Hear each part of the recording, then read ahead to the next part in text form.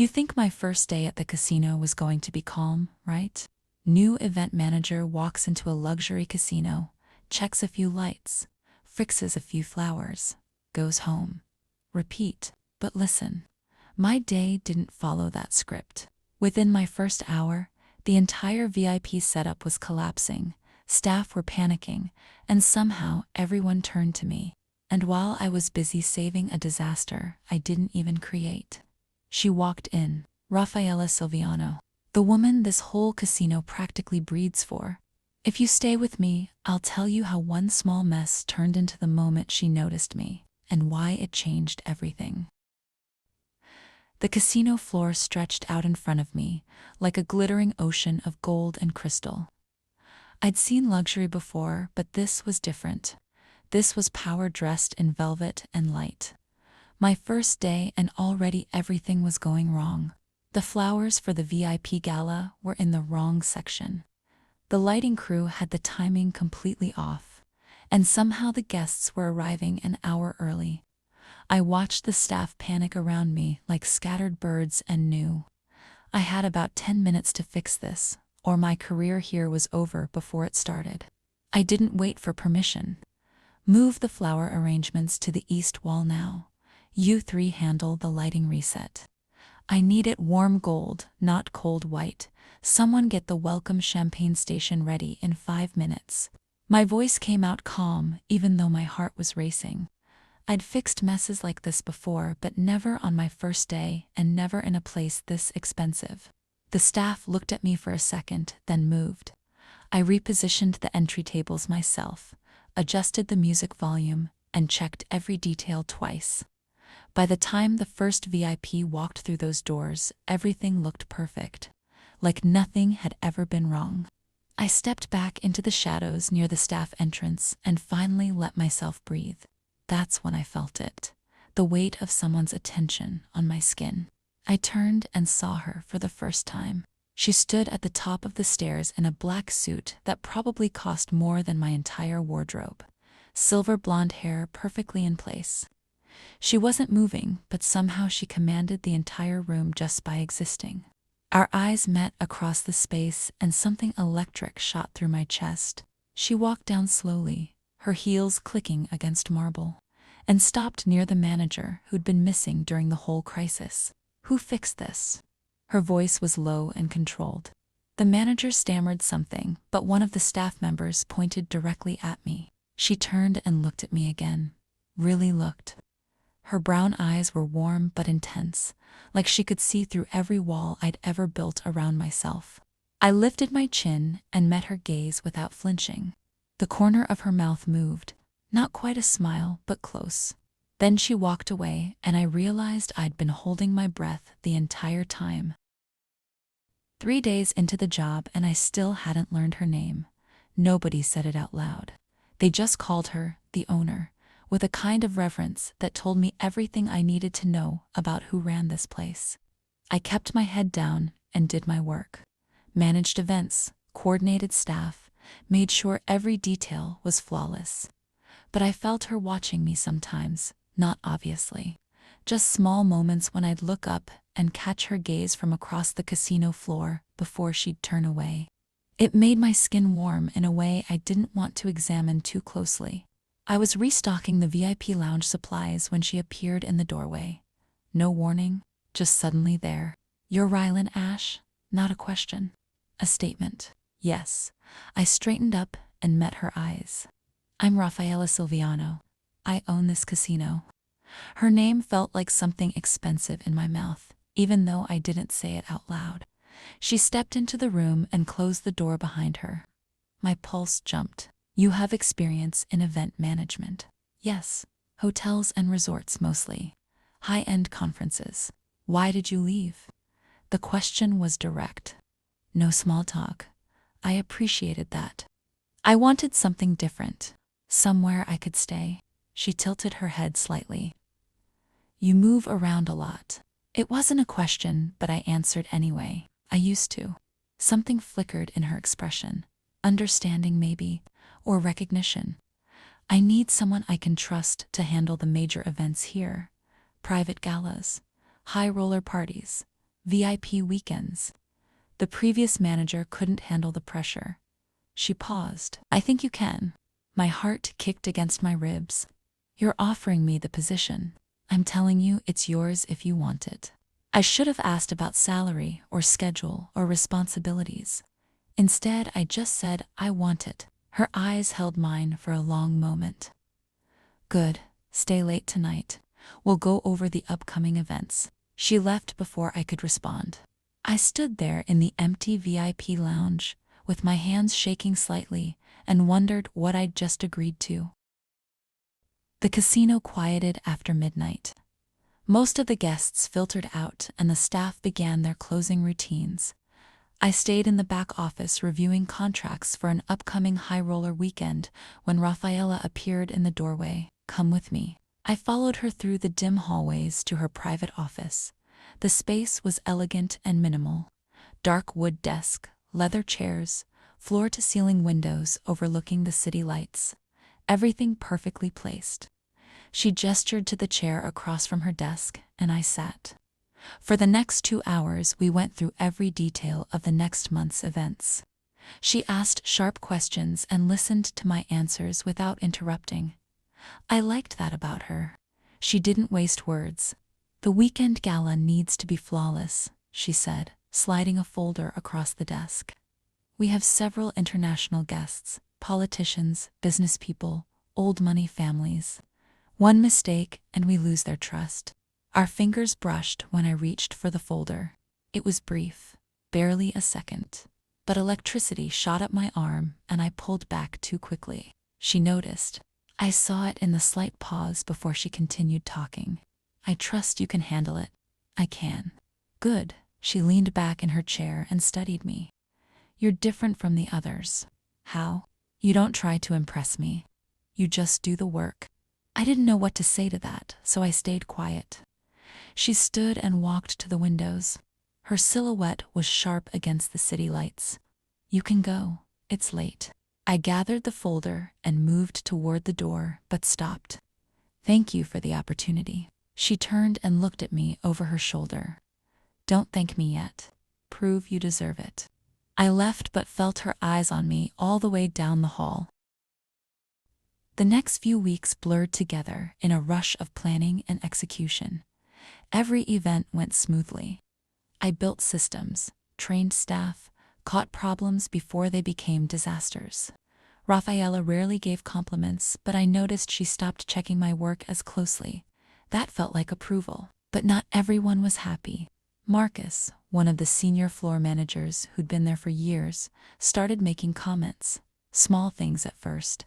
Must be nice to jump ahead so fast, or some people get special treatment. I ignored it and focused on my job. Then things started going wrong. A shipment of champagne for a private party went missing. I found it later in the wrong storage room. The invoice for custom floral arrangements disappeared from my desk. Security footage showed Marcus near my office that day, but nothing conclusive. I didn't go to Rafaella. I handled it myself. Double-checked everything, kept backup copies of all documents, made sure I had witnesses for important decisions. But Marcus got bolder. During a busy Friday night, he told one of the new staff members that I'd changed the VIP table assignments. I hadn't. It caused confusion and angry guests until I fixed it personally. Rafaella appeared at my side while I was smoothing things over with an upset couple. What happened? Miscommunication. It's handled. Her eyes narrowed slightly, but she didn't push. She watched me work for a moment, then disappeared back into her private areas. Later that night, she called me to her office. Marcus says, you're making unauthorized changes. My chest tightened. That's not true. He's been here for 8 years, and I've been here for 6 weeks. I know how that looks. She was silent for a long moment. Show me your records. I pulled out my tablet and showed her every decision, every approval, every backup copy. She scrolled through them without expression. You keep detailed documentation. I learned too. She handed the tablet back. Good. Continue doing that? She didn't apologize for doubting me, but she didn't need to. I saw something shift in her expression. A decision made. If there are any more issues, come to me directly. Okay. Our eyes held and the air between us felt charged with something unspoken. I left before I could do something stupid, like step closer. The spring gala was our biggest event yet. International guests, celebrities, people whose names I recognized from news headlines. I coordinated everything down to the smallest detail and it showed. The night flowed like silk. I was checking on the champagne station when I felt someone watching me. A man in an expensive suit stood nearby. Mid-40s, confident smile, gold watch that screamed money. He'd been at several events before, some kind of real estate developer. "You're the one who makes all this magic happen," he said, moving closer. "Just doing my job." "You do it very well." His smile widened. "I'm Daniel Cortez." "I know who you are, Mr. Cortez. Please, call me Daniel." He stepped into my personal space. "Maybe we could discuss event planning over dinner sometime." "I don't mix business with personal matters." "That's a shame." His hand moved toward my arm. "Mr. Cortez." Rafaella's voice cut through the space like ice. She appeared beside us and the temperature seemed to drop 10 degrees. Her expression was perfectly controlled, but her eyes were dangerous. "I believe you have guests waiting for you in the VIP lounge, Rafaella." I was just, now. It wasn't loud. It didn't need to be. The command in her voice was absolute. Daniel's smile faltered. He nodded and walked away quickly. Rafaella turned to me. "Are you all right?" "I'm fine. I can handle."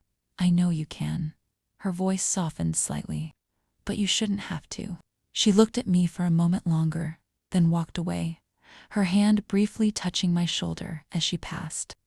The warmth of that touch stayed with me for the rest of the night.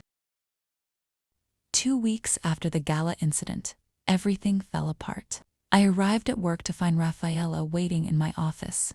Her expression was cold in a way I hadn't seen before. "We need to talk." My stomach dropped. "What's wrong?" "The vendor contracts for next month's event. Why did you change them without approval?" "I didn't change anything. I sent you the proposals last week. Marcus showed me emails proving you went directly to the vendors and altered the agreements." Heat flooded my face. "What? That's not true. I never sent those emails. They came from your account." "Then someone accessed my account because I didn't send them." My voice stayed level, but anger was building underneath. "Check the timestamps. I wasn't even in the building when those were sent. Marcus has been loyal to this casino for years. Why would he lie?" The question hit like a slap, and I've been honest since the day I started. Doesn't that count for anything? I deal in facts, not feelings. Then look at the facts. Check the security logs. Pull the actual email headers. I can prove I didn't send those. I don't have time for this investigation right now. We have an event in 3 days and this mess needs to be fixed. I didn't create the mess, but it happened under your management. Something inside me cracked. I'd worked so hard, been so careful, and she was choosing to believe Marcus over me without even looking at the evidence. "Fine." I stood up. "Then you don't need me to fix it. Rylin, I'm done." I grabbed my bag and walked toward the door. "If you leave now, don't come back." I stopped and turned. Her face was still cold, but something flickered in her eyes. Pain, maybe, or regret. I wasn't planning to. I left the casino and didn't look back, even though every part of me wanted to. 3 days passed, then a week. My phone stayed silent. I spent the time in my apartment trying to figure out what to do next. Send out resumes, make calls to old contacts, anything to distract myself from the hollow ache in my chest. But every time I tried to move forward, I thought about Rafaella. The way she'd looked at me that first day, the warmth in her eyes when she'd protected me from Daniel, the brief touches that had made my skin electric. All of it gone because she didn't trust me. I told myself it was better this way. Getting involved with her would have been complicated and messy. This clean break saved us both from something that could never work. But I didn't believe it. My phone buzzed on the 5th day, a message from an unknown number. The event went badly. You were right about the contracts. I checked everything. I'm sorry. I stared at the message for a long time, then deleted it. 2 days later, flowers arrived. Expensive white roses with a card that just said, "Forgive me." I put them in water but didn't respond. The next morning, I found an envelope slipped under my door. Inside was a check for the full month's salary, plus a bonus and a handwritten note. I made a mistake, a terrible one. Please let me apologize in person, Rafaella. Her handwriting was elegant and precise, just like her. I folded the note and put it in my desk drawer with the card from the flowers. On the 10th day, I looked out my window and saw her car parked across the street. She was sitting in the driver's seat. It was raining, cold winter rain that turned the streets gray and miserable. She sat there for 2 hours. I watched her the entire time, my hand pressed against the cold glass, fighting with myself. When she finally started the car to leave, something broke inside me. I grabbed my coat and ran down the stairs, but by the time I reached the street, she was gone. I stood in the rain and let it soak through my clothes, feeling like I'd just made the biggest mistake of my life. The next evening, she came back. I heard the knock and knew it was her before I even opened the door. She stood in the hallway soaking wet, her perfect hair plastered to her head, mascara smudged slightly under her eyes. She'd never looked more human. "I was wrong," her voice was rough. "I should have trusted you. I should have looked at the evidence first. I let my fear make me cruel and I hurt you, and I'm sorry." I gripped the door frame. "Why didn't you trust me?" "Because trusting people has always led to betrayal. But that's my damage, not yours. You didn't deserve what I did." "No, I didn't. I know." She took a shaky breath. "Marcus confessed. He'd been stealing from the casino for months and was afraid you'd discover it. He tried to discredit you before you found the evidence. I fired him and reported everything to the authorities." "Good, your job is waiting for you, with a raise and a formal apology to the entire staff. But I understand if you don't want to come back." She looked directly at me, and I saw something raw in her expression. "I understand if you never want to see me again." Rain dripped from her coat onto my doorway floor. She was shivering slightly. I should have closed the door, should have protected myself. Instead, I said, "You're going to get sick standing out here." "I don't care." "I do." Something flashed in her eyes. Hope, maybe, but I wasn't ready. Not yet. "Go home, Rafaella. Dry off. We can talk tomorrow." "Tomorrow?" She nodded slowly and turned to leave, then stopped. "I missed you, every single day." She walked away before I could respond. I closed the door and leaned against it, my heart pounding so hard I thought it might break through my ribs. She came back the next day, and the day after that, and the one after that. Each time she brought something: coffee from the place I liked, a book she thought I'd enjoy. Once she just brought herself and sat on the steps outside my building for an hour without knocking. I watched her from my window like I was studying something dangerous and beautiful at the same time. On the 4th day, I finally let her in. She stood in my small living room, looking out of place in her expensive clothes. I'd never seen her uncertain before, but she was now. "Thank you for letting me in. Sit down." She sat on the edge of my couch like she might need to run at any moment. I made tea and brought 2 cups over. We sat in silence for a while, just drinking and existing in the same space. "I want to come back," I said finally. Her eyes lifted to mine. "Really? But things need to change." "Anything. You need to trust me. Actually trust me. Not just say you do, but then doubt me the moment something goes wrong." "I will, I promise. And if there's a problem, we talk about it. Really talk. No cold shoulders or assumptions." "Yes. And this," I gestured between us. "Whatever this is that's been building since the first day, we need to address it." She went very still. "What do you want it to be?" My heart hammered against my chest. "I don't know yet, but I know it's there, and pretending it isn't makes everything harder. I felt it too, she said quietly. From the moment I saw you fixing that gala, you were so calm and confident and beautiful, and I couldn't stop watching you. Beautiful. The word hung in the air between us. I've never mixed business with personal life, she continued. It's a rule I've never broken. But with you, she looked down at her hands. With you, I want to break every rule I've ever made. I set my tea down because my hands were shaking. I've moved around my whole life because I never found a reason to stay. But when I left the casino, all I could think about was you. How much I missed seeing you. How empty everything felt. She looked up, and the intensity in her eyes made my breath catch. I'm scared, I admitted.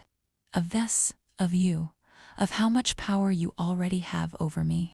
I'm terrified, she said, because I've never wanted anything as much as I want you. The air between us felt electric. So what do we do? I asked. She stood up slowly and crossed the small space between us. She knelt in front of where I sat and took my hands in hers. We try, she said, carefully, honestly, and if it doesn't work, we'll deal with it like adults. But if we don't try, I think I'll regret it for the rest of my life. I looked down at our joined hands. Hers were soft and warm and trembling slightly. Okay, I whispered. We try. She leaned forward and pressed her forehead against mine. We stayed like that for a long moment, just breathing the same air. Then she tilted her head slightly, and her lips brushed against mine, soft, questioning, gentle in a way I didn't expect from someone so powerful. I kissed her back, and the world narrowed down to just this. Just us. Just the feeling of her mouth moving against mine like she'd been waiting her whole life for this moment. Her kiss was gentle, warm like early sun, and when our lips met, I caught the shy sweetness of her strawberry bomb. It felt like a small spark, a taste that stayed with me long after the kiss ended. When we finally pulled apart, we were both shaking. Come back to work, she whispered. Please.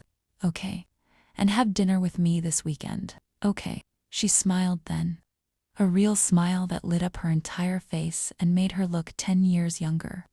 I should go, she said, but neither of us moved. You should. She kissed me again, longer this time, her hands coming up to cup my face like I was something precious. When she finally left, I sat in my empty apartment with my fingers pressed to my lips and knew everything had just changed forever. Returning to the casino felt different. The staff welcomed me back warmly. Several apologized for believing Marcus. I accepted their apologies and moved forward because holding grudges never helped anyone. But the biggest change was Rafaella. She wasn't obvious about it. No public displays or special treatment. But there were small moments throughout each day that made my skin warm. A brief touch when passing papers, her eyes finding mine across the casino floor. The way she'd lean slightly closer when we reviewed event plans. Everyone could probably see it, but no one said anything. The weekend came and she picked me up at 7. She wore dark jeans and a soft sweater instead of her usual suits. It made her look more approachable, more real. Where are we going? I asked as I slid into her car. My place. I'm cooking for you. You cook? She smiled. I'm Italian. Of course I cook. Her apartment took my breath away. Floor-to-ceiling windows overlooking the city. Modern furniture mixed with antique pieces that looked like family heirlooms. Everything was elegant but warm. This is beautiful. Thank you. She helped me out of my coat and hung it carefully. Make yourself comfortable, wine, please. I wandered through her living room while she poured. There were photos on the shelves. A younger Rafaella with an older couple who must have been her parents. Her standing in front of various hotels and properties throughout the years. That's where I started, she said, appearing beside me with 2 wine glasses. She pointed to a photo of a small hotel. I was 23 and convinced I could save it from bankruptcy. Did you? Yes. Then I bought it. That's how it began. We sat on her couch and she told me stories about building her empire. The failures and victories. The people who helped and the ones who tried to destroy her. She spoke honestly about the loneliness of power and the cost of success. I listened and realized she was trusting me with pieces of herself she probably never showed anyone. "Why me?" I asked when she paused. "You could have anyone. Why are you here with me?" She set her wine down and turned to face me fully. "Because when I look at you, I don't see someone who wants something from me. You're not impressed by the money or the power. You see me, just me. And that's rarer than you think. I do see you, I know." She reached out and tucked a strand of my hair behind my ear. "That's why I'm here." She leaned in and kissed me slowly, thoroughly, like we had all the time in the world. When she pulled back, her eyes were dark with want. "I should start cooking before I forget how." I laughed and followed her to the kitchen. She moved around the space with confidence, pulling out ingredients and pans. "What are you making?" "Polenta, my grandmother's recipe, and osso buco. It takes time, but it's worth it." I watched her work. She stirred the cornmeal slowly, adding butter and seasoning with practiced hands. The meat was already braising in the oven, filling the apartment with rich smells. "Can I help?" "Just keep me company." The food was incredible. We ate slowly, savoring each bite, the conversation flowing easily between us. After dinner, we moved back to the couch with more wine. I curled into her side and she wrapped her arm around me like it was the most natural thing in the world. "This is nice," I murmured. "It is." She turned my face toward hers and kissed me again, deeper this time. Hungry, her hands moved to my waist and pulled me closer. I climbed into her lap and she made a soft sound against my mouth. Her fingers tangled in my hair and the world disappeared into sensation and heat. We kissed until we were both breathless and desperate. "Stay tonight," she whispered against my lips. "Please stay." "Okay." She stood up with me still wrapped around her and carried me to her bedroom. We fell onto the bed laughing softly, the night becoming a blur of closeness and whispered truths. She learned the things that made me smile. I learned that beneath all her strength, she was gentle, hopeful, and someone who wanted to be understood. We spent the night learning each other's hearts, slowly at first, then with growing trust, until even the early light felt like it belonged to us.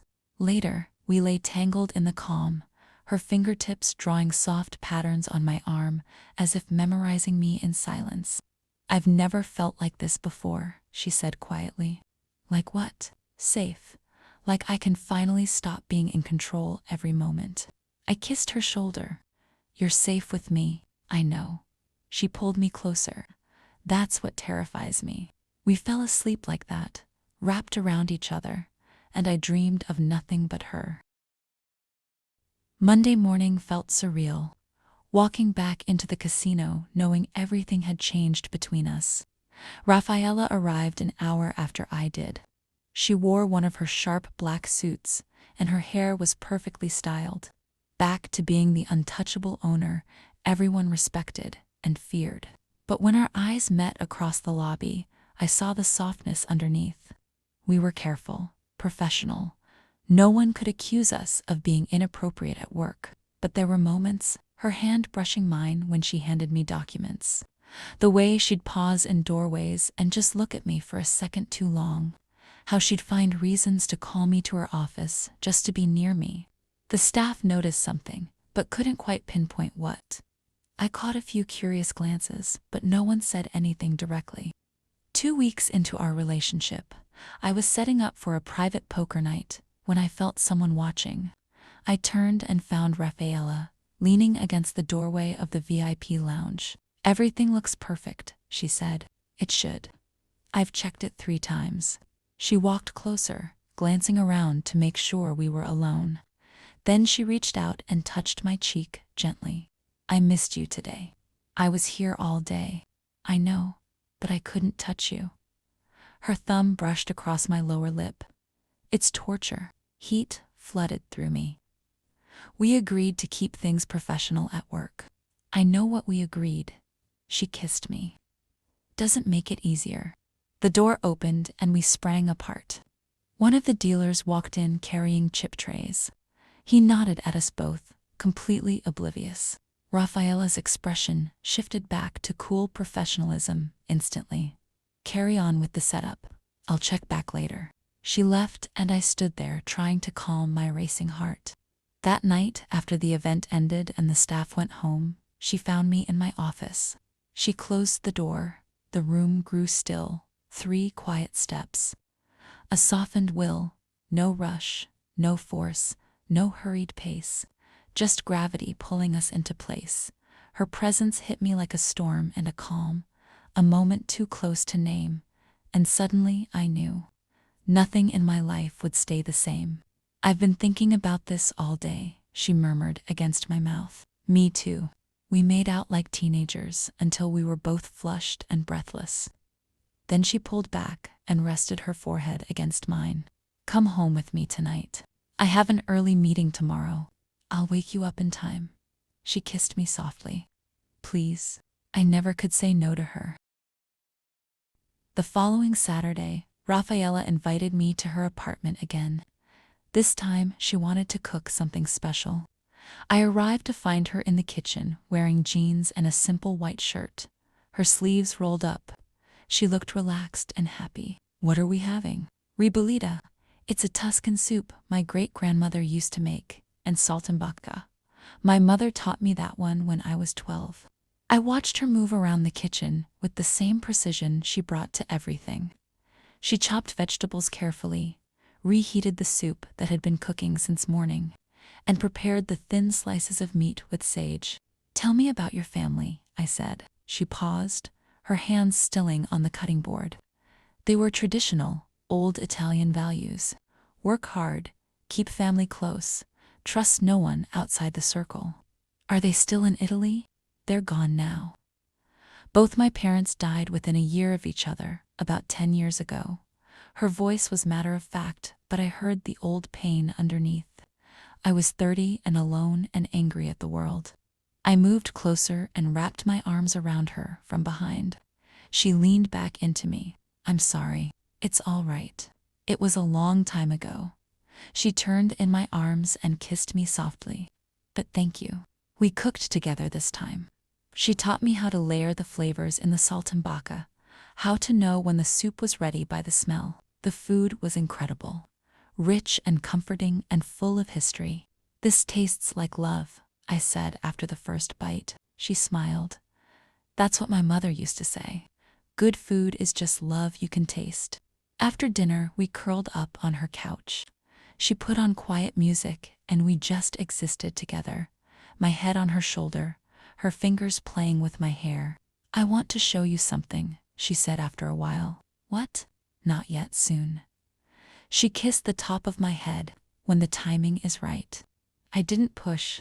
I was learning that Rafaella shared things in her own time, and it was always worth the wait. That night, everything felt quiet and slow, 2 hearts learning the shape of trust. She held me with a care I didn't expect, as if every moment mattered, as if I was something she didn't want to rush, and for the first time in a long time, I felt seen and safe. Afterward, she held me close and whispered things in Italian that I didn't understand but felt in my bones. What does that mean? I asked. It means you're mine and I'm never letting you go. I fell asleep, smiling. A month into our relationship, Rafaella suggested we take a drive out of the city. Where are we going? Nowhere specific. I just want to be alone with you. We drove for an hour into the desert, the city lights fading behind us.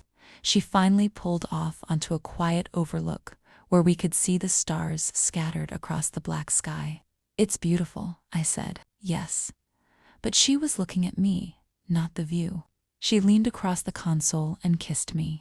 Slow at first, then deeper. Her hands slid into my hair and I made a small sound against her mouth. Come here, she murmured. I climbed over the console awkwardly and settled into her lap. She pushed her seat back to give us more room and pulled me close. We kissed until the windows fogged up and my whole body was humming with need. Her touch found me in the quiet, warm enough to pull a breath from my chest. I moved toward her without thinking, drawn the way light leans into dawn, and she made that soft sound. The one that said more than words ever could. The one that told me she felt it too. We shouldn't, I whispered, but my hands were already pulling at her clothes. I know, but we did anyway. Right there in her car under the stars, our nerves were louder than our words. Hands uncertain, hearts unsteady, we stood there learning each other's courage, each breath a quiet confession. And in the stillness between us, I discovered the way her voice softened when she let her guard fall, a sound I never thought I'd hear from someone like her. In that small, quiet space, we learned how to move in the same breath, how two people can fall into the same moment without saying a word. Every heartbeat felt shared, every look a promise, and when the world finally softened around us, we held on to each other, letting silence carry what our voices couldn't. Afterward, we stayed tangled together, quiet and steady, breathing in the same rhythm. That was reckless, she said, but she was smiling completely. She kissed me softly. I don't care. We eventually got dressed and drove back to the city, my hand in hers the entire way. When she dropped me at my apartment, she pulled me in for one more kiss.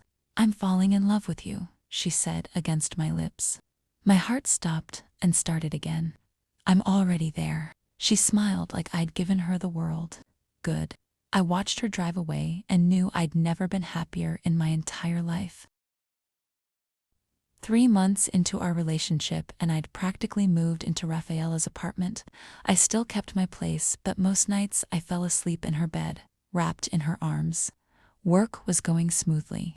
The casino was thriving and my events were getting recognition in the industry. Rafaella and I had found a rhythm that worked. Professional during the day, completely ourselves behind closed doors. One evening she came home from a meeting, looking thoughtful. I want to show you something tonight. What is it? A surprise. Trust me, always. After dinner, she drove us to the casino. It was late and most of the staff had gone home. She led me through the private corridors to a section I'd never been to before. Where are we going? You'll see. She stopped in front of an unmarked door and pulled out a key. The door opened to reveal a small hallway leading to another door. This is my private space, she said quietly. No one comes here except me. My heart started beating faster. She opened the second door and we stepped into a beautiful room. Soft lighting, comfortable furniture, shelves lined with books and personal items. It felt intimate. Close your eyes, she said. Rafaella, please, trust me. I closed my eyes and felt her move behind me. She tied a soft cloth over my eyes, blocking out all light. I'm going to guide you to a chair. Just trust me. Her hands on my arms were steady and warm. She led me forward carefully and helped me sit. Are you comfortable? Yes. Good. I heard her move away, then felt her presence in front of me again. What I'm about to show you is something I've never shown anyone. It's vulnerable and maybe a little intense, but I need you to see it because it's the truth of how I feel about you. My pulse was racing now.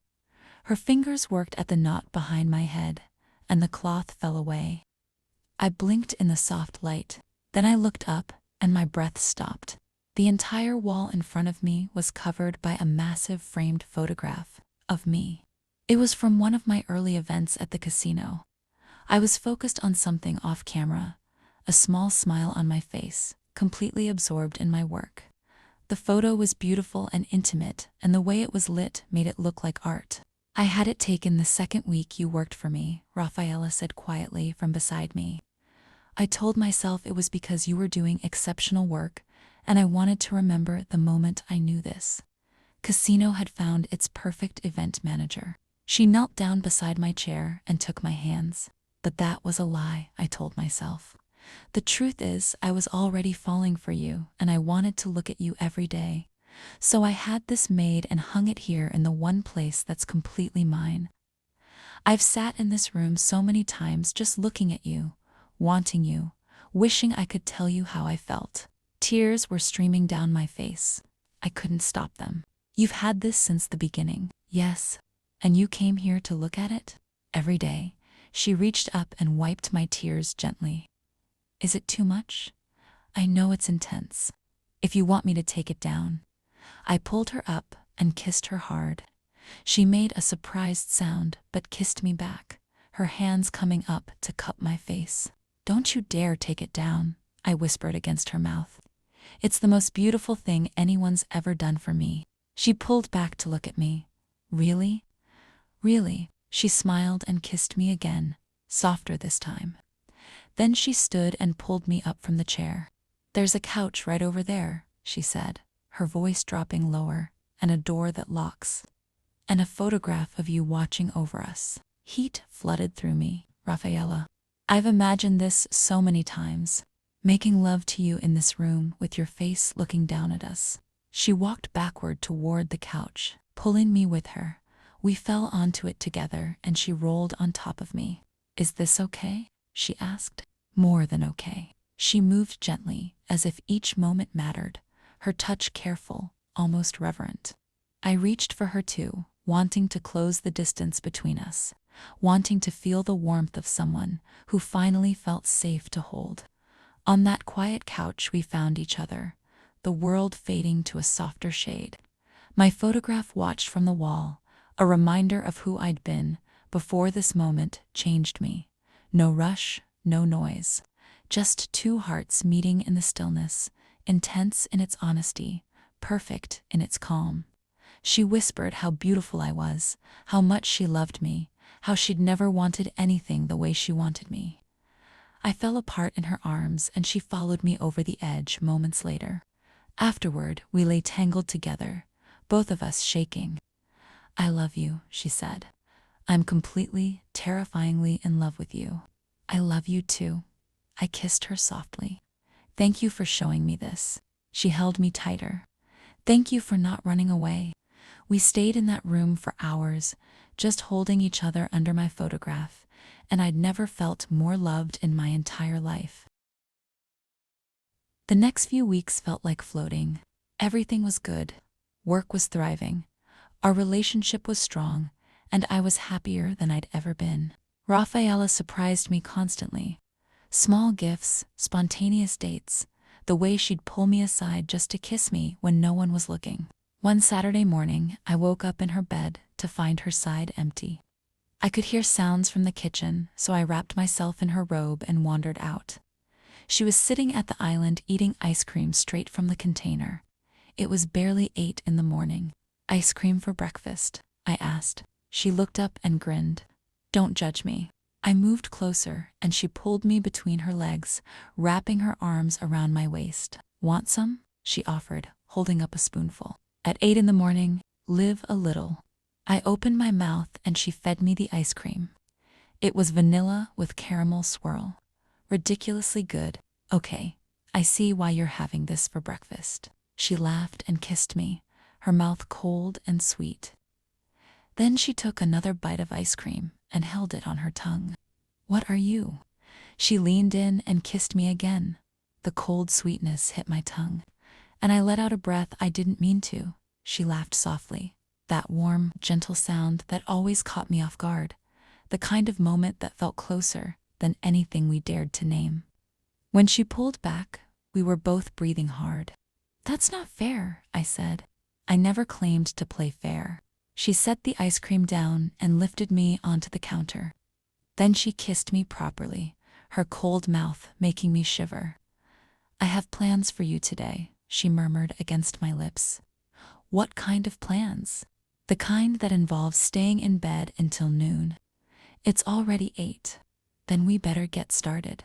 She carried me back to the bedroom, and we spent the rest of the morning tangled up in each other, laughing and touching and completely lost in our own world. Later, lying in her arms with the sheets twisted around us, I realized I'd never felt this complete before. What are you thinking? She asked, her fingers trailing up and down my spine. That I want to stay here forever, then stay. I mean really stay. Move in with you. She went very still. Are you serious? Yes, I'm here most nights anyway, and I hate leaving you. She rolled on top of me and kissed me deeply. Move in with me, please. I'll clear out closet space and give you half the bathroom, and we'll make this place ours. Okay? Okay. Yes, I want to live with you. She buried her face in my neck, and I felt her smile against my skin. Best day of my life, she whispered.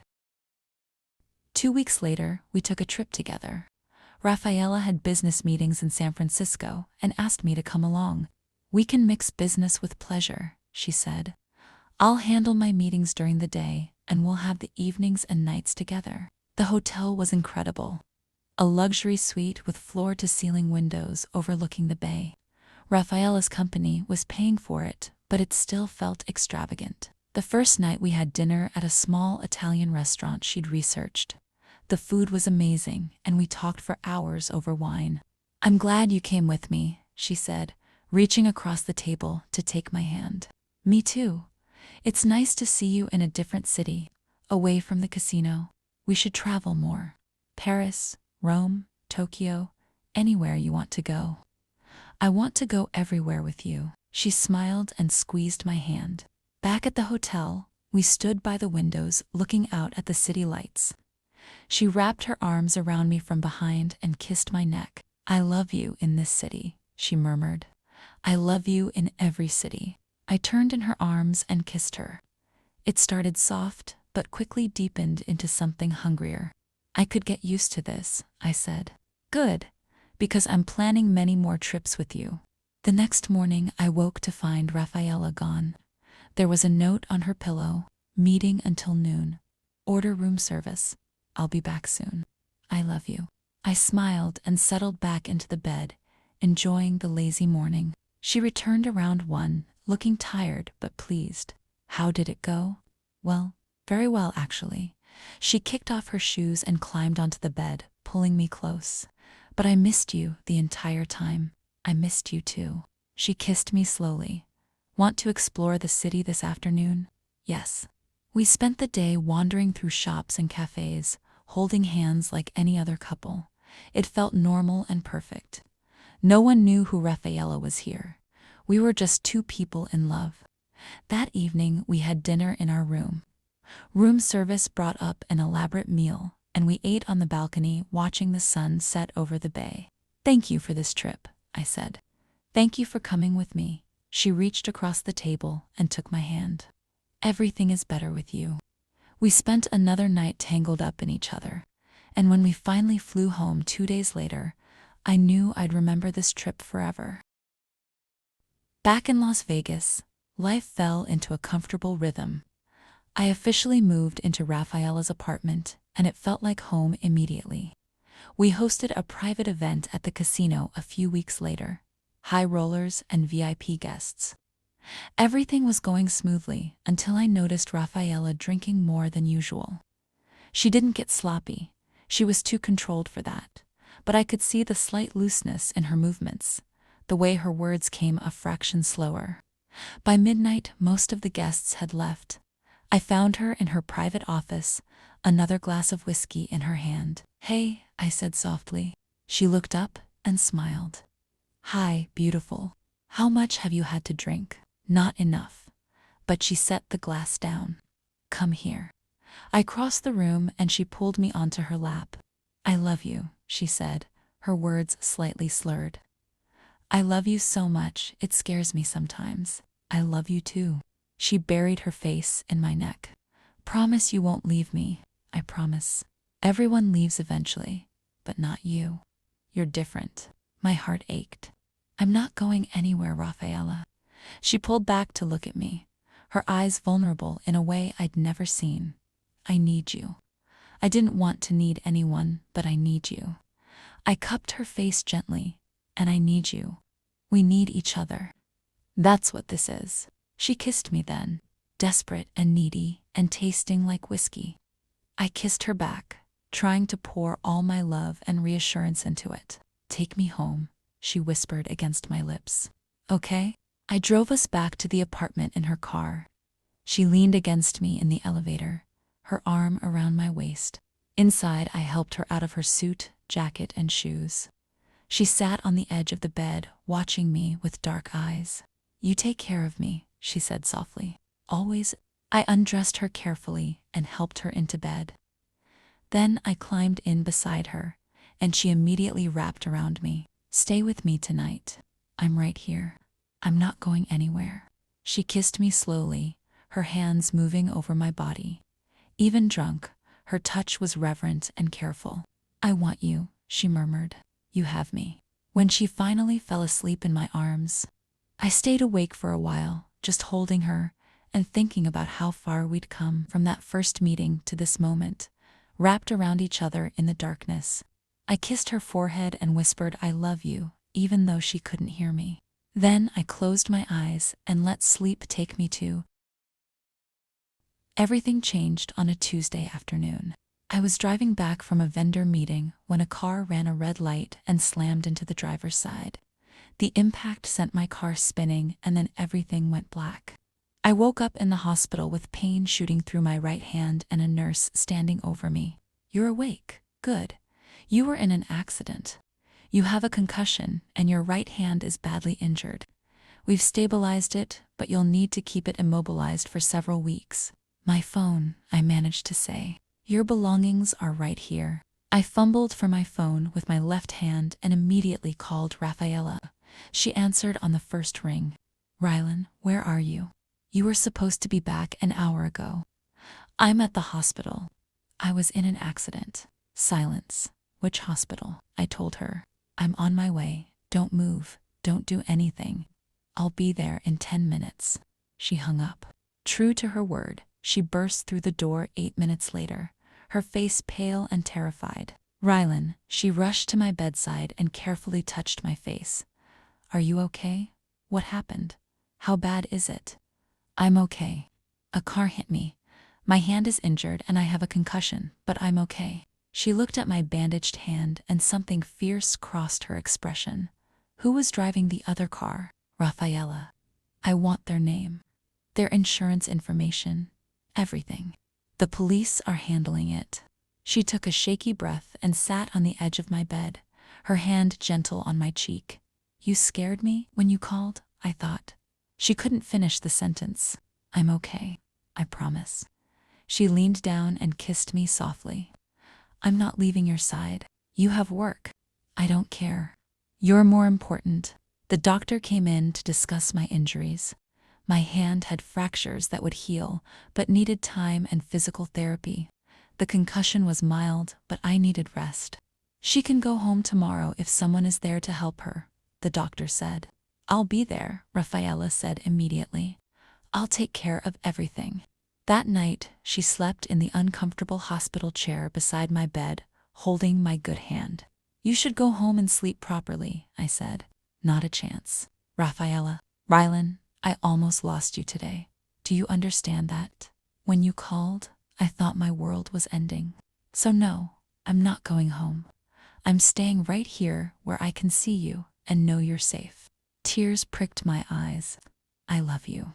I love you more than I thought it was possible to love another person." She kissed my knuckles gently. "Now sleep. I'll be right here." I fell asleep to the feeling of her thumb stroking across my hand. The next day, Rafaella brought me home. She'd already prepared everything.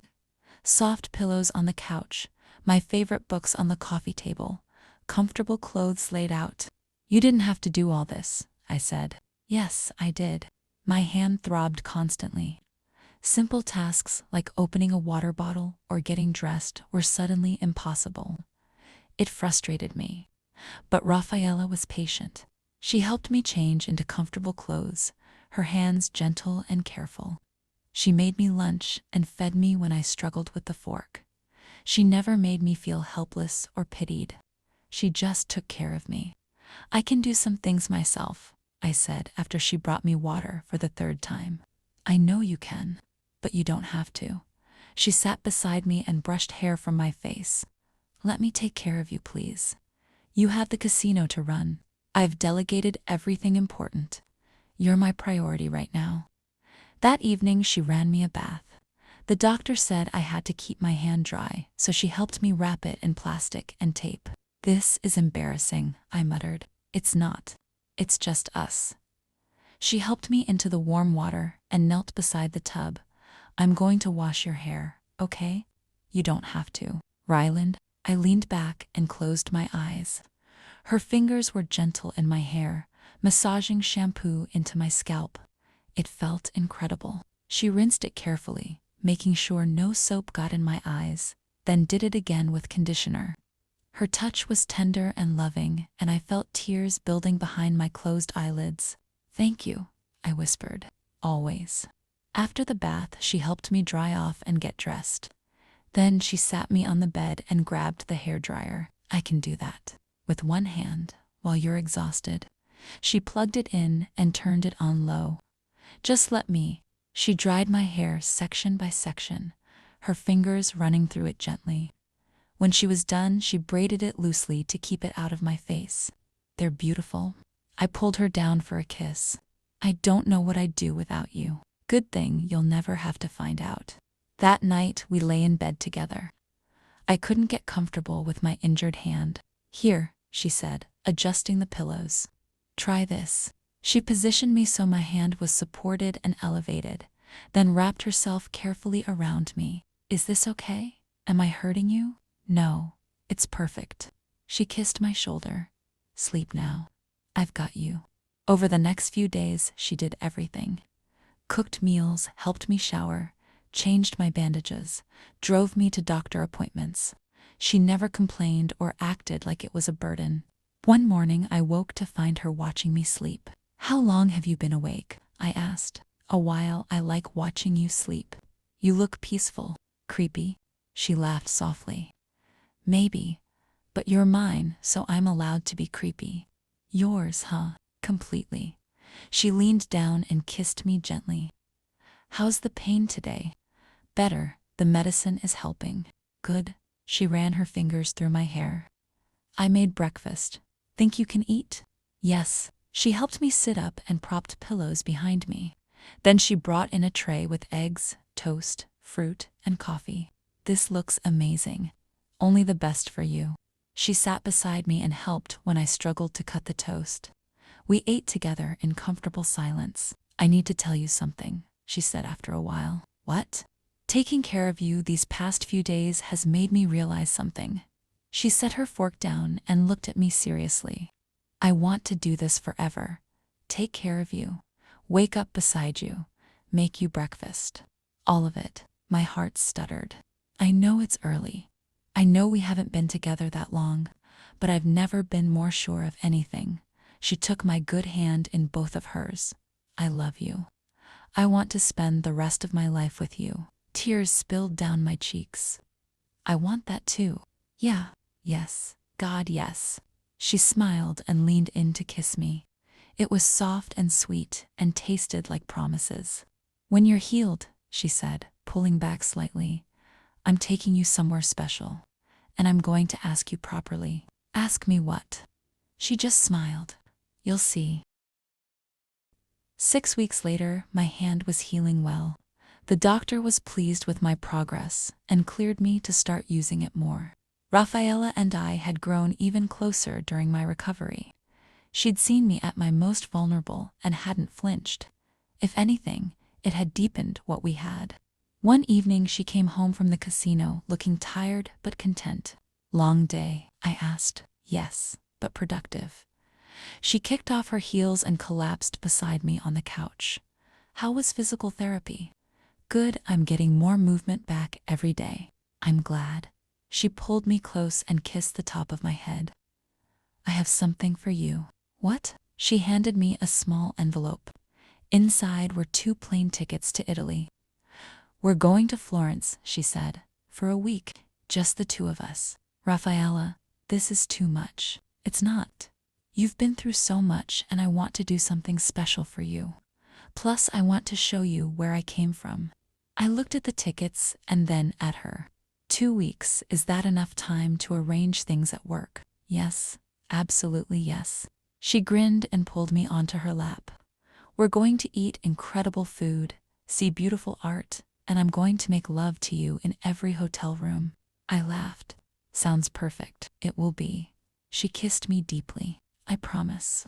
The next 2 weeks flew by. We planned the trip, made arrangements at work, and I finished my physical therapy sessions. The night before we left, we lay in bed together, my hand intertwined with hers. "Are you excited?" she asked. "So excited. I've never been to Italy. I'm going to love showing it to you." She rolled over to face me. "Thank you for staying with me through everything. Where else would I go? I don't know, but I'm grateful you chose here. I'll always choose you." She kissed me until we were both breathless, and we made love slowly, savoring each touch. Tomorrow we'd fly to Italy, but tonight we were here, wrapped around each other, completely in love, and that was everything. Florence was breathtaking. We arrived in the early morning, and the city was just waking up. Golden light spilled across ancient buildings and cobblestone streets. Everything smelled like coffee and fresh bread. Our hotel was a converted palazzo in the heart of the city. Our room had tall windows overlooking a quiet piazza and a massive bed covered in soft white linens. "This is incredible," I said, walking to the window. Rafaella came up behind me and wrapped her arms around my waist. "Welcome to Italy." We spent the first day wandering the streets. She showed me places she'd visited as a child with her parents. Small cafes, hidden gardens, churches with frescoes that took my breath away. We ate lunch at a tiny restaurant where the owner recognized Rafaella and kissed both her cheeks. They spoke rapid Italian while I watched, loving the way Rafaella's whole demeanor changed. She was more relaxed here, more open. "What did you tell him?" I asked after we sat down. "That you're the love of my life and he better treat you well." Heat flooded my cheeks. "You did not." "I absolutely did." She reached across the table and took my hand. "It's true." That night we found each other, warm Italian air drifting over our skin. She whispered to me in Italian, and I didn't understand the words, but I felt them everywhere. The next few days blurred together in the best way. We visited the Uffizi Gallery and stood in front of Botticelli's Birth of Venus for 20 minutes, just holding hands. We climbed to the top of the Duomo and looked out over the terracotta roofs. We ate gelato while sitting on ancient steps and kissed like teenagers. One evening, Rafaella took me to a small village outside the city. "This is where my family is from," she said as we drove through narrow streets. "My great-grandparents lived here before they moved to the city." She parked near an old stone house and we got out. The air smelled like herbs and earth. "It's beautiful." She looked around with something like longing in her eyes. "I used to come here in the summers as a child. My grandmother would cook all day and we'd eat outside under the trees. Do you miss it?" "Sometimes. But I made my own life, my own path." She turned to me, and it led me to you. So I wouldn't change anything. We walked through the village as the sun set, her hand warm in mine. That night, back at our hotel, she cooked for me. She'd arranged for the hotel to let her use their kitchen, and she made the same dishes her grandmother used to make. Polenta with butter that melted into golden pools. Italian meatballs seasoned with herbs and garlic. Simple food but made with so much love I could taste it. "This is amazing," I said, between bites. "My grandmother would be happy to know I'm feeding someone I love." She smiled. "She always said food was how you showed people they mattered. Then I matter very much. More than anything." The next morning, Rafaella woke me early.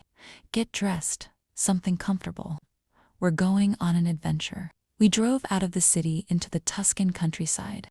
Rolling hills covered in vineyards and olive groves stretched in every direction. She finally pulled off onto a small dirt road that led to a hilltop overlooking a valley. The view was spectacular. "Come on," she said, taking my hand. We walked to the edge of the hill where someone had set up a blanket and a basket of food. "Did you arrange this?" "I did." She pulled me down to sit beside her. I wanted it to be perfect. We ate fresh bread and cheese and fruit while looking out over the valley. The morning sun was warm on our faces, and everything felt peaceful. "Rylin," she said after a while. I turned to look at her, and my breath caught. She was looking at me with so much love it hurt. The day you walked into my casino and saved that gala, my entire life changed. I didn't know it then, but I do now. You made me believe in things I'd stopped believing in. Trust, partnership, love that doesn't hurt. Tears were already building in my eyes. You've seen me at my worst, cold and unfair and scared. And you stayed anyway. You showed me what it means to really be known by someone. To be loved not despite my flaws, but including them. She reached into her pocket and pulled out a small velvet box. My heart stopped. I know this is fast. I know we've only been together a few months. But when you know, you know. And I know I want to spend every single day of the rest of my life with you. She opened the box to reveal a simple gold band with a single diamond. Rylin Ash, will you marry me? I was crying now, tears streaming down my face. Yes, God, yes.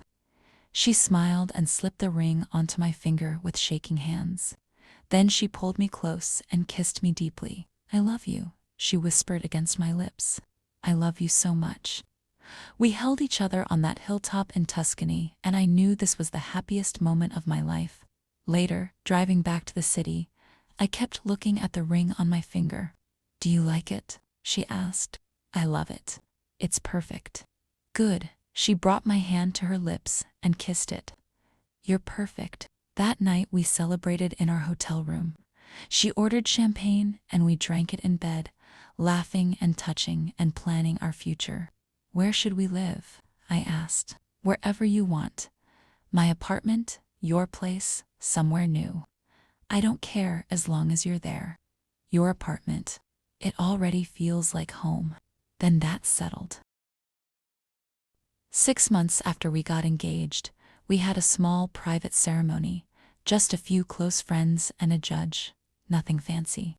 Just us promising forever to each other. We honeymooned back in Italy for 2 weeks, then came home to our life together. Living with Rafaella was everything I'd hoped it would be. We fell into easy routines. Morning coffee together before work, late dinners when we both got home, quiet evenings reading or talking, or just existing in the same space. The casino continued to thrive.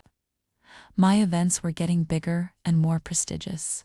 Rafaella expanded into a second property and asked me to oversee the event management for both locations. We were partners in every sense of the word. One Saturday morning, I awoke to find her side of the bed empty. I wandered out to find her in the kitchen making breakfast. Morning, she said, looking up with a smile. Morning, I wrapped my arms around her from behind. What are you making? French toast and bacon, your favorites. You spoil me. That's the plan. We ate breakfast on our balcony overlooking the city. The weather was perfect, and everything felt peaceful. I was thinking, she said, setting down her coffee. Maybe we should look for a house, something with a yard. Space for a garden, maybe. A house? Yeah, I know the apartment is nice, but I want something that's really ours, that we build together. I reached across the table and took her hand. I'd love that. Yeah. Yes, let's find our home. Over the next few months, we looked at dozens of houses. Too small, too big, wrong neighborhood, too much work needed. Nothing felt right. Then our realtor showed us a house on the edge of the city, modern but warm, with huge windows and a backyard full of trees. We walked through it together, and I felt it immediately. This was it. What do you think? Rafaella asked. I think this is home. She smiled and pulled me close. I think so too. We bought it and spent the next month moving in and making it ours. We painted the bedroom a soft gray, set up her home office, filled the shelves with our books mixed together. The first night we spent there, we ordered takeout and ate, sitting on the floor of the empty living room. Here's to our home, she said, raising her wine glass. To our home. We clinked glasses, and I looked around at the space we'd created together. Everything felt right. Everything felt complete. That night we christened every room in the house, laughing and loving and completely happy. A year after we moved into the house, we hosted our first real dinner party. It was small and intimate, just a few key people from the casino, some friends we'd made, and the realtor who'd found us our home. I spent the day cooking with Rafaella. We made her grandmother's recipes, alongside dishes I'd learned over the years. The house filled with the smell of garlic and herbs, and something baking in the oven. "This feels good," I said, watching her stir a pot on the stove. "What does this us?" Building a life together, having people over to celebrate it. She set down the spoon and came over to wrap her arms around me. "It's everything I never knew I wanted." Me too. Our guests arrived at 7. The evening was warm, so we set up tables in the backyard under string lights we'd hung from the trees. Everyone ate and drank and laughed. The conversation flowed easily, and I looked around feeling grateful for the life we'd built. At one point, Rafaella stood and tapped her glass. Everyone quieted. "I just want to say something," she started. She reached for my hand and pulled me up beside her. "A few years ago, I thought I had everything: success, money, respect. But I was lonely in ways I didn't even recognize." She turned to look at me, and her eyes were soft. Then Rylin walked into my casino and saved a gala that was falling apart. And in that moment, watching her take control with such calm confidence, something shifted in me. I didn't know it then, but that was the moment my real life began. Tears were already building in my eyes. She's taught me how to trust again, how to be vulnerable, how to build something real with another person. And I'm grateful every single day that she chose to stay. She raised her glass. "So here's to Rylin, my wife, my partner, the love of my life. Thank you for making every day better than the last." Everyone raised their glasses, and I was crying now, not even trying to hide it. "I love you," I whispered. "I love you more." She kissed me softly, and our friends cheered. Later, after everyone had gone home and we were cleaning up together, she pulled me close in the kitchen. "Thank you for tonight. You did most of the work. I mean, thank you for this life, for choosing me, for staying even when things were hard." I cupped her face in my hands. There's nowhere else I'd rather be. We kissed slowly, the dishes forgotten around us. That night, we lay in bed together, exhausted but happy. She traced patterns on my bare shoulder with her fingertips. "What are you thinking about?" I asked. "How far we've come. That first day when I saw you, I never could have imagined this, us, this house, this life. Do you have any regrets?" "Not a single one." She turned my face toward hers. "You're the best thing that ever happened to me. You're mine too." It hadn't always been easy. There had been misunderstandings and hurt and moments when we both wanted to run. But we'd stayed. We'd fought for this. And now here we were. "What are you thinking now?" she asked. "That I'd do it all again. Every hard moment. Every scary decision. All of it. Because it led me here, to you." She kissed my shoulder. "Me too." We fell asleep like that, tangled together, completely content. Outside our bedroom window, the city lights glowed softly. Inside our home, everything was warm and safe and full of love. This was our life now, together, forever, and it was perfect.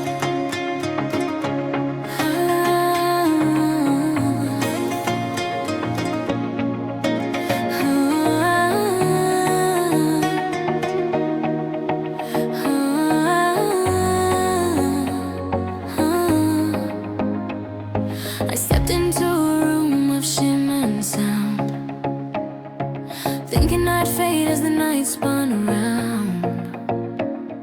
But you stood still in the center of the room, a gentle pull that softened my gloom.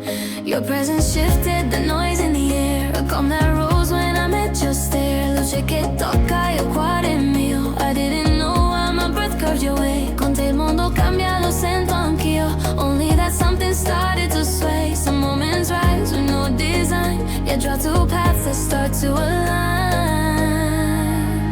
How did your shadow cross with mine in a world carved sharp by your design? You felt like truth I used to decline, a warmth I'd never known. And though your heart held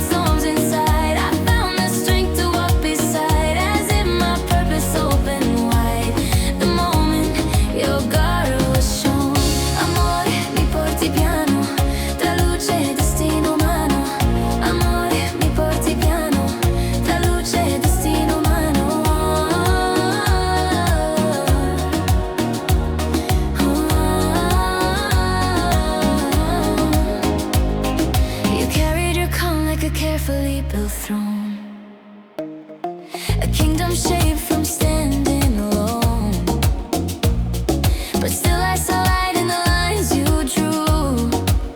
Not to uncover, only to know you. Your doubts ran deep, though your stance stayed strong. A sign of battles you fought too long. I learned your silence wasn't the end, it was the rise that helped you mend. Some hidden wounds revealed the way by showing truths we fear to say. How did your shadow cross with mine in a world carved sharp by your design? You felt like truth I used to decline, a warmth I'd never known. And though your heart held storms inside, I found the strength to walk beside, as if my purpose opened wide the moment your guard was shown. Amore, mi porti piano, tra luce e destino umano. Amore, mi porti piano, tra luce e destino umano.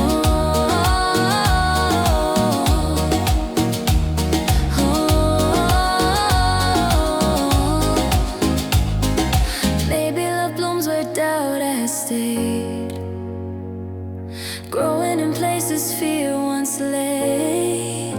Maybe it rises when we're torn in two, showing a path that leads us through. How did your shadow cross with mine in a world carved sharp by your design? You felt like truth I used to decline, a warmth I'd never known. And though your fire burned so long, I chose the place where you belong, as if my life learned right from wrong by standing in your glow. Mi tieni vicino, nel cuore trovo il cammino.